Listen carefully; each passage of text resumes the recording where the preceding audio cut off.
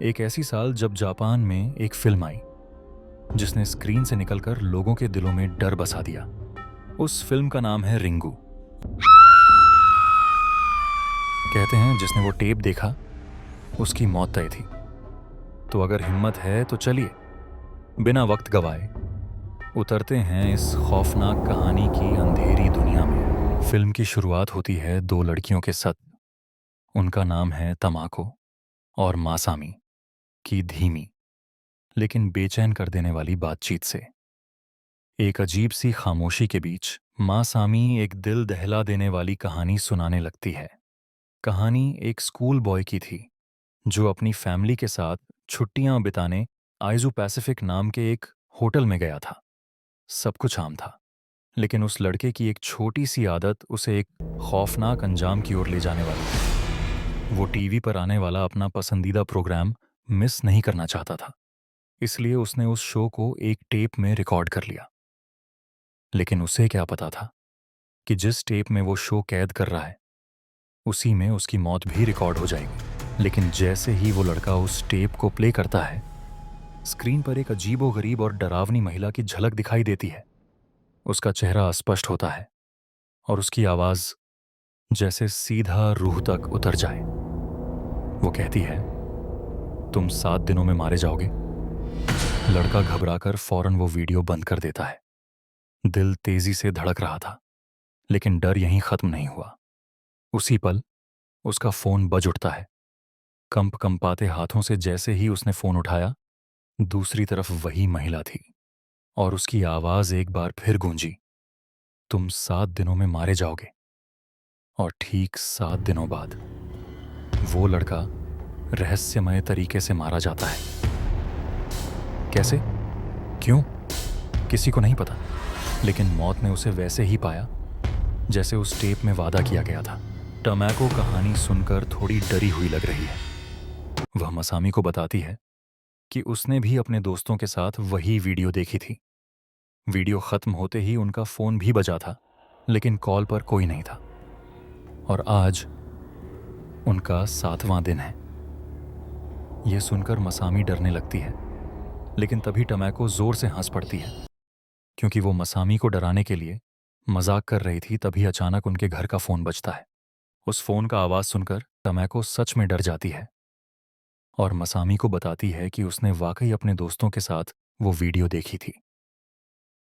अब मसामी टमैको की सुरक्षा को ध्यान में रखते हुए खुद फोन उठाती है। जैसे ही वह फोन उठाती है, वह जोर जोर से हंसने लगती है, क्योंकि कॉल पर टमैको की मां होती है जो कहती है कि उन्हें घर आने में थोड़ी देर हो जाएगी। अब टमैको राहत की सांस लेती है। मसामी बाथरूम की तरफ चली जाती है और टमैको अकेली किचन में रह जाती है। माहौल में एक अजीब सी खामोशी छा जाती है। तभी अचानक किचन में रखा पुराना टीवी अपने आप तेज आवाज के साथ ऑन हो जाता है। टमैको घबराते हुए दौड़कर टीवी बंद कर देती है, लेकिन उसके दिल की धड़कनें तेज हो चुकी थीं। वह जैसे तैसे खुद को संभालती है और वापस किचन में आने लगती है। लेकिन तभी उसकी नजर किचन के कोने पर पड़ती है। वहां कुछ ऐसा था, कुछ बेहद डरावना, जिसे देखकर टमैको की आंखें फटी की फटी रह जाती हैं। उसके चेहरे से सारा रंग उड़ जाता है, उसकी सांसें रुकने लगती हैं और वहीं पर उसकी मौत हो जाती है। अब दोस्तों, यहां तक की कहानी से तो आप समझ ही गए होंगे कि इस मूवी में एक श्रापित कर्स्ड वीडियो टेप है। जो भी इस वीडियो को देखता है उसके पास सिर्फ 7 दिन होते हैं और फिर उसे मौत अपने आगोश में ले लेती है। खैर, इसके बाद कहानी में एंट्री होती है रिको नाम की एक न्यूज रिपोर्टर की। रिको 3 लड़कियों के बयान रिकॉर्ड कर रही होती है। वे लड़कियां उसे वही डरावनी कहानी सुनाती हैं जो फिल्म की शुरुआत में मसामी ने टमैको को सुनाई थी। उस श्रापित वीडियो टेप की कहानी जो मौत का पैगाम बन चुका था। उनमें से एक लड़की यह भी बताती है कि हाल ही में एक लड़का और उसकी गर्लफ्रेंड ने भी वही श्रापित वीडियो टेप देखा था। कुछ ही दिनों बाद दोनों की लाशें एक कार पार्किंग में अपनी ही कार के अंदर मृत अवस्था में मिली थीं। उनकी मौतें बेहद रहस्यमयी थीं। यह सुनने के बाद रीको का शक और गहरा हो जाता है। अब उसे यकीन हो जाता है कि यह सिर्फ एक कहानी नहीं बल्कि कोई खतरनाक सच्चाई है। रीको तुरंत इस कपल के बारे में रिसर्च करने का फैसला करती है। वह अपने एक साथी को आदेश देती है कि लड़की के बारे में पूरी जानकारी निकालो, और यह कहकर वहां से निकल जाती है। इसके बाद रीको अपने बेटे योइची को साथ लेकर अपनी कजिन सिस्टर टमैको की डेथ सेरेमनी में जाती है। वहां माहौल गमगीन था, मगर उस गम के पीछे एक अनदेखा डर भी तैर रहा था। रीको के दिल में बार बार एक ही सवाल उठ रहा था, आखिर टमैको की मौत का सच क्या है।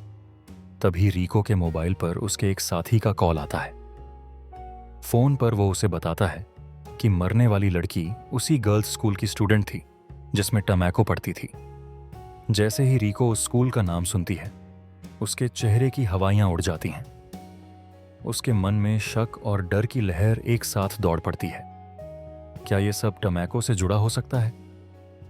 उसका शक यकीन में बदल जाता है जब वह उसी स्कूल की एक स्टूडेंट से मिलती है। वो लड़की कांपती आवाज में बताती है कि टमैको अपने कुछ दोस्तों के साथ हाल ही में एक ट्रिप पर गई थी और वहां उन्होंने एक अजीब रहस्यमयी वीडियो टेप देखा था। लेकिन जैसे ही उन्होंने उस वीडियो को देखा, उनका अंत तय हो गया।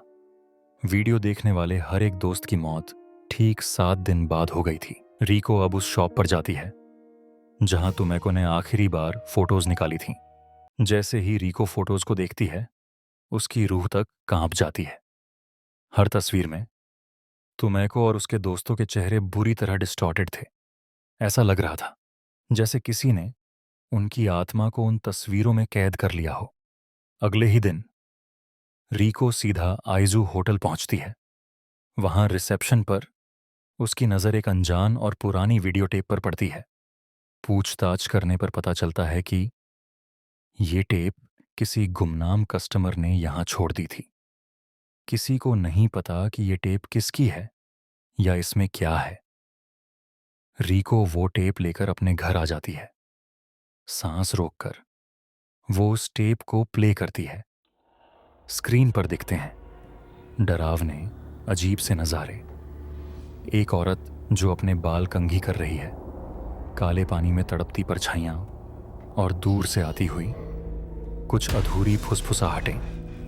जैसे ही वीडियो खत्म होती है, रीको का फोन जोर से बज उठता है। फोन उठाते ही उसे सुनाई देती है एक बेहद डरावनी आवाज। रीको अब जान चुकी थी, वो भी अब इस शाप का शिकार बन चुकी है, और अब उसके पास भी सिर्फ 7 दिन बचे हैं जिंदा रहने के लिए। डर से कांपती रीको अपने एक्स हस्बैंड यूजी से मदद मांगती है। दोनों मिलकर उस वीडियो को बार बार देखते हैं। उसमें छुपे अजीब और गरीब संकेतों को जोड़ने की कोशिश करते हैं। वो सुराग ढूंढ रहे थे जो शायद इस मौत के फंदे से उन्हें बचा सकता था।